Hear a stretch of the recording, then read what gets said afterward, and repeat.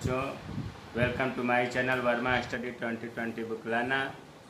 प्यारे बच्चों, मैं क्लास 12 का जियोग्राफी हिंदी मीडियम से यूपी बोर्ड का फुल कोर्स हिंदी में कराऊंगा। यदि आप जियोग्राफी का फुल कोर्स हिंदी में करना चाहते हैं तो मेरे चैनल को सब्सक्राइब कीजिए और बेल आइकन को प्रेस करना ना भूलें, ताकि जो वीडियो मैं अपलोड करूं उसका नोटिफिकेशन आपको सबसे पहले मिल सके। इस समय हम जो है चैप्टर 8 चल रहा है, परिवहन एवं संचार, जिसमें हमने स्थल मार्ग खत्म कर दिया, उसके बाद जल मार्ग खत्म हो गया। आज हम लोग पढ़ेंगे वायु परिवहन या वायु मार्ग। वायु परिवहन की विशेषताएं क्या है या इसके गुण, महत्व, लाभ, उपयोगिता आपको पता है, फिर भी कुछ गाइडलाइन कर दूं कि वायु परिवहन की विशेषताएं। देखिए, वायु जैसे ट्रेनें समय सारणी के अनुसार चलती हैं, उसी तरह से वायुयान भी अपने निर्धारित समय सारणी के अनुसार उड़ान भरते हैं। इनका टाइम फिक्स होता है कि कितने बजे इनको उड़ान भरना है। दूसरा, इसकी विशेषता यह है कि लंबी दूरी के लिए परिवहन का सबसे उपयुक्त साधन है। दूर अगर जाना हो तो कम समय में वायु परिवहन के माध्यम से आदमी पहुंच सकता है। तीसरा, वर्तमान में विश्व का कोई भी स्थान 35 घंटे से अधिक की दूरी पर नहीं है। पूरे दुनिया की बात हो रही है कि वायुयान से 35 घंटे में 35 आवर्स में आप पूरे दुनिया के हर कोने में पहुंच सकते हैं। जबकि देखो, इसके अलावा किसी भी साधन से आप 35 घंटे में नहीं पहुंच सकते किसी भी दुनिया के कोने में। चौथा, प्राकृतिक आपदाओं के समय कहीं भी राहत पहुंचाई जा सकती है। देखते हो कि बाढ़ आ गई, भूस्खलन हो गया, तो ऐसी स्थिति में वायु परिवहन बहुत ही राहत पहुंचाने के लिए अच्छी चीज़ है।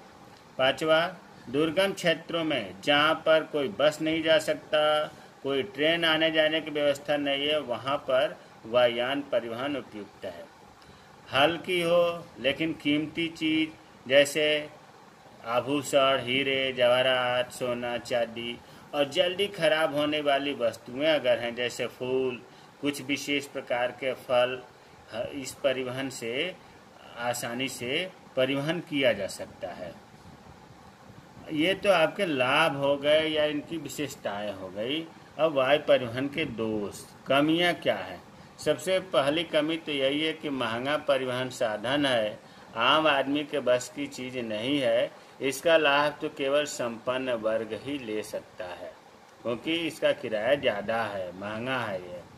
दूसरा है, छोटी या कम दूरियों के लिए वायु परिवहन उपयोगी नहीं है। अगर थोड़ी कुछ किलोमीटर की यात्रा करनी हो तो फिर वायु परिवहन इसके लिए उपयुक्त नहीं है। खराब मौसम में भी ये बाधा उत्पन्न करती है। खराब मौसम में भी वायु परिवहन अर्थात उड़ानें नहीं भरती हैं। चौथा है, सस्ती व भारी वस्तु के परिवहन के लिए उपयोगी।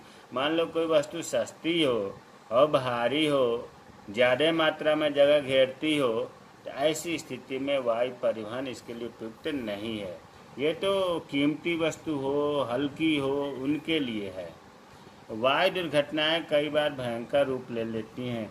कभी कभी पक्षियों की कारण या बादल के कारण ऊपर वायु दुर्घटनाएं हो जाती हैं, जिससे काफ़ी जान माल की हानि होती है। तो ये आपके वायु परिवहन की विशेषताएं हुआ, दोष हुआ। इम्तिहान में पूछा जाता है कि विश्व के 2 वायु मार्गों का नाम लिखिए, विश्व के 2 वायु मार्गों का वर्णन करिए। तो देखिए, कुछ वायु मार्ग मैं बता रहा हूँ, जैसे यूरोप तथा अमेरिका के बीच वायु मार्ग, यूरोप और अमेरिका के बीच वायु मार्ग, यूरोप से ऑस्ट्रेलिया, यूरोप से एशिया जाने वाले वायु मार्ग, यूरोप तथा अफ्रीका के बीच वायु मार्ग, अमेरिका व एशिया के बीच वायु मार्ग। ये 4 वायु मार्ग जो विश्व के हैं, महाद्वीप से महाद्वीप में जा रहे हैं, विश्व के वायु मार्ग ये कहे जाते हैं। इन्हें आप याद कर लीजिएगा। 2 वायु मार्गों के जो क्रम से पहला दूसरा है, इनके बारे में मैं बता दे रहा हूँ। जैसे यूरोप तथा अमेरिका के बीच वायु मार्ग, देखो नाम से ही लग रहा है, यूरोप तथा अमेरिका के बीच में उड़ानें वायुयान भरती हैं। अमेरिका का मतलब दोनों अमेरिका से है, उत्तरी अमेरिका महाद्वीप से और दक्षिणी अमेरिका महाद्वीप से। देखो लिखा है यूरोप से उत्तरी अमेरिका तथा दक्षिणी अमेरिका को वायुमार्ग जाते हैं, ये वाले। इसमें यूरोप के पश्चिमी देशों से, कल हमने आपको बताया था यूरोप के पश्चिम देश कौन कौन से हैं, जैसे फ्रांस है, जर्मनी है, ब्रिटेन है, बेल्जियम है, नीदरलैंड्स हैं।